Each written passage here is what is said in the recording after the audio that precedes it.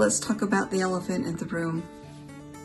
I cut my hair back off again. This is May 14th, so you will see this on May 15th, hopefully. And I cut it on Monday. I don't know, I just all of a sudden felt like I just needed to relieve myself of the burden of taking an hour to do my hair. And this just feels so light and so easy, and I just needed to relieve myself. So I got it cut off and it feels so good. I wanted to catch up really quick because it's actually been a couple of weeks at least since I filmed anything, maybe longer, because we went to Disneyland a little while ago.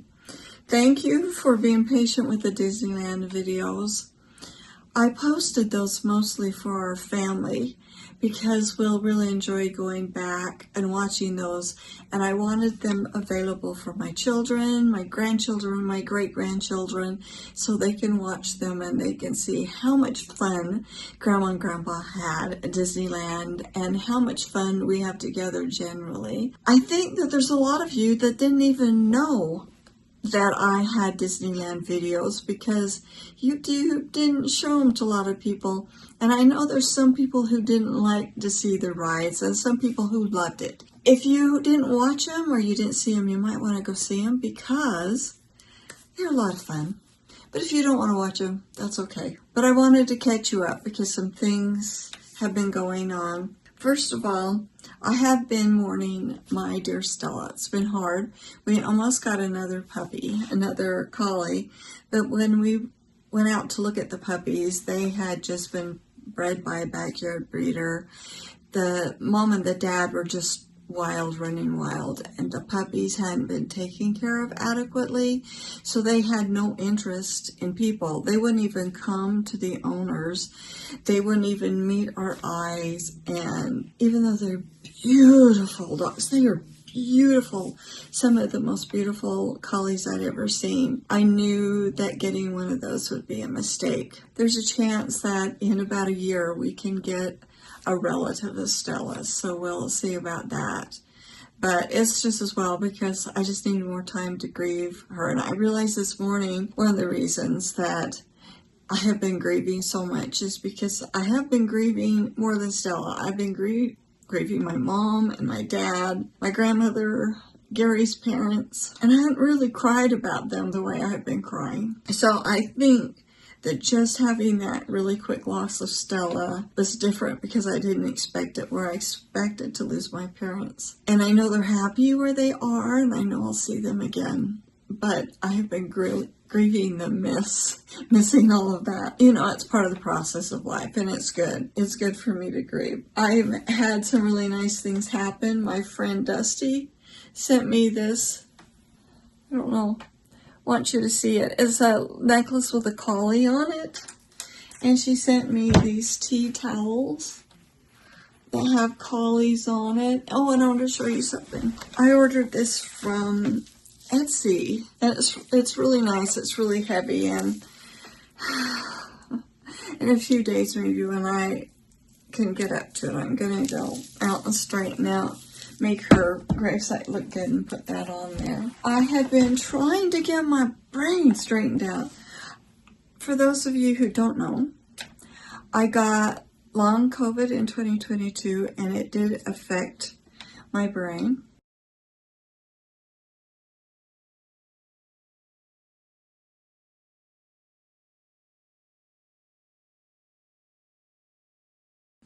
It's harder for me to plan and figure things out. I used to be one of those that hard for people to keep up with.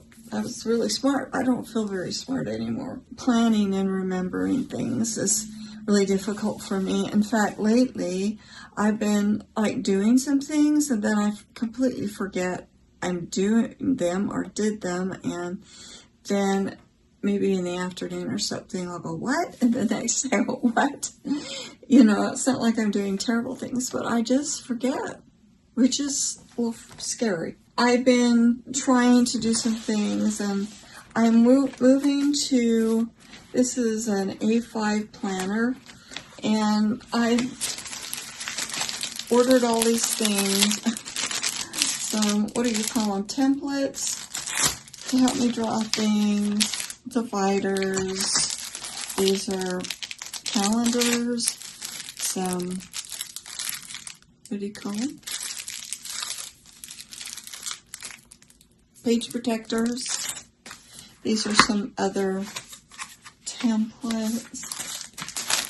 I really want to do the dot. I've been doing a lot of research on Etsy to find different kind of pages I can do. Like I want to do a 30-day no spend challenge, and there are really neat ways you can make a tracker. I really love this kind of craft paper. Some cardstock. I bought this one first, and it doesn't have big enough rings. But I thought, well, I can use it to store like my extra calendars and stuff in there. So then I got this one, which I really love. It's leather, and so it feels really good in my hands. And it's got bigger rings. I'm going really slow with this, taking my time. One thing I did is there's a Photoshop kind of free Photoshop that you can use. You can pay a little bit per month if you want to get rid of the ads, but the ads don't bother me where they're placed.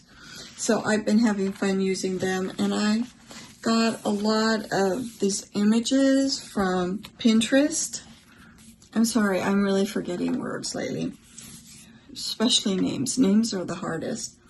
And then I put together, you know, things that are themed. Like this is all about eating, and it has lists of snacks and things for the Sabbath day. It's got some exercise for seniors, like chair yoga and arthritis friendly exercises for seniors, because I want to start doing some of this. It's got some of these cute things I want to do, crafts I want to do for my yard. I'm going to be planting a lot of flowers, so that's kind of inspirational. Getting more crafts for the yard. Oh, these are like habits of simple living. I have different ideas for my planner. I have spring activities and different things. So this is kind of aspirational, and I've had a lot of fun with them. So I put them together in that software. Then I just printed them out on my home printer. And then I have a large collection of washi tape. So I'm going to be doing artist type things and journaling and just using it to keep my mind straighter in an artistic way. So that's kind of fun. And I got supplies for it. Like this is a hole punch. I got myself some new, these are really nice. This can have sound, it has sound counseling, which I need sound canceling when I go on my porch. And my husband, I let my husband borrow my other pair that was black, and he loved them so much that he's wearing them in the yard and stuff all the time. So I decided I'm going to get myself a pair and not take those away from him, and get him pink so that he'll never want to take those again. So I've been doing that, but I haven't been doing a lot else because, like I said, I've been mourning. I try to go up and do my morning chores and stuff like that, and it's been helpful that I kept my hair. I've got laundry here I need to put away. I haven't been keeping things as clean as I did before, but I've been trying to give myself grace about that. And today I did a meditation where she was talking about self-criticism and what we do about that. And she said that she has a critic that in her head, and she named it Lucy after the character in Peanuts. You know, the one she was always criticizing Charlie Brown and calling him a blockhead and stuff like that. So when she catches herself criticizing herself, she said, okay, Lucy. She'll talk back to Lucy, and she's found that the more she does that, the easier it gets for her to handle the self-criticism. And I thought that was a really good idea. I need to come up with a name for my critic. The critic I have is not as loud as it used to be. It was really loud before. And again, if I could talk to my 30-year-old self, I'd say, Roseanne, you need to meet your critic and talk back to your critic, because it's not good for you to be so critical of yourself. I always felt like I had to be the best at things. I was teased so bad when I was a kid, and the way I got through it was, well, first of all, my family was very loving to me. But I survived by being like the top student in school and really being into music and doing well with that. Then, when you put all of your self-worth on things like that, then when things go wrong, like maybe you fail at an audition or you have trouble with work or whatever it might be, then I think you get far too disappointed. I had a therapist point that out to me one time, that you're just expecting too much of yourself and you need to give yourself some grace. So I would really have a sit down with my 30-year-old self about that, but it's still an issue. I don't know if that's just something that's normal for everyone and that's something that you really never quite get rid of, because you tell yourself, I should be doing more. I should never let my house get messy. I should keep up on top of it. Oh, I have so much to do. It's like overwhelming, and you just got to get yourself together. You got to get yourself together. That's probably my most common thing that I tell myself. You just need to get yourself together here. And a common thing that I do is that I tell myself that I'm not going to do YouTube anymore. And the reason I do that mostly is because I wonder what I have to offer anybody. And I start to wonder, well, is this just a vanity thing that you're doing this? What difference does it make in the world? And then I'm like, well, what difference does it make if no one watches it? I mean, I constantly have those, and I think it's the critic in me that I get concerned that I'm not doing anything worth value, and yet some of you will say, this is just exactly what I need. And there's something in us, in most of us, I would say, that we pay more attention to our failures or the things that we think we're not doing well enough or that we should be doing better. We pay more attention to those voices and thoughts than we do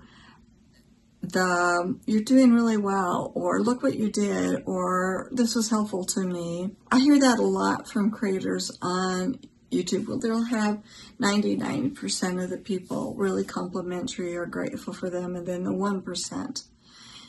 And I think that is maybe something that's part of our society.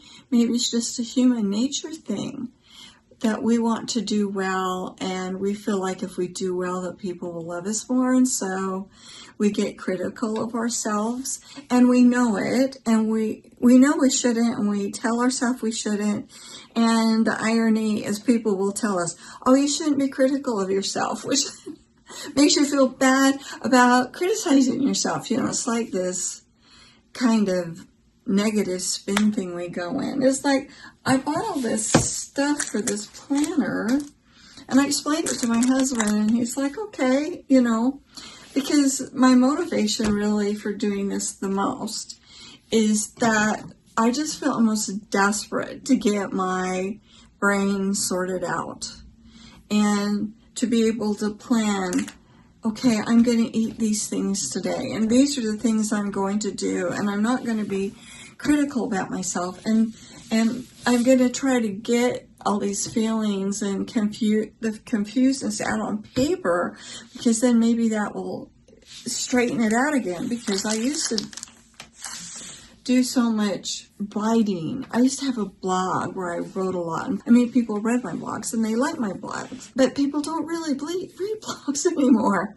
and when you have a blog, then there's all these crazy ads. It makes it hard to even see the blog. And I really like being artistic. So this is my thought, but I've got to follow through. It's like I can only do so much one time. Like yesterday, I put the calendar in here, but I didn't actually write anything on the calendar.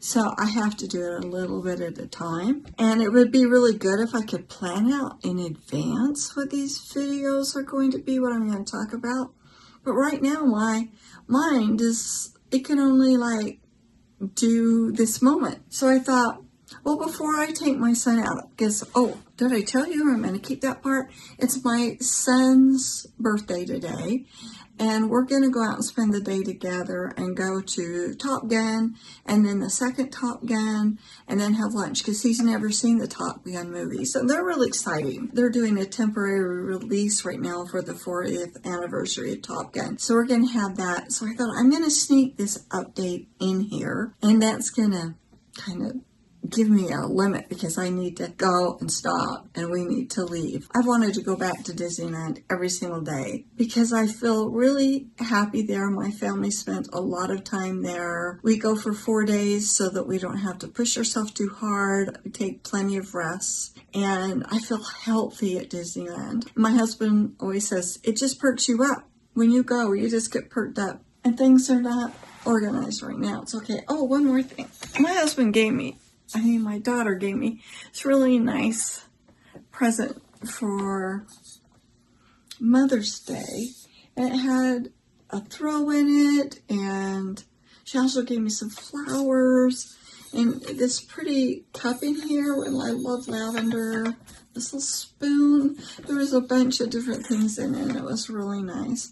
My husband's birthday was yesterday, and I bought him one of those pools, those metal pools. It's a 14 by 42 inch, and I thought, that's crazy. He's gonna think I'm crazy, but he really liked it. Oh, let me show you this.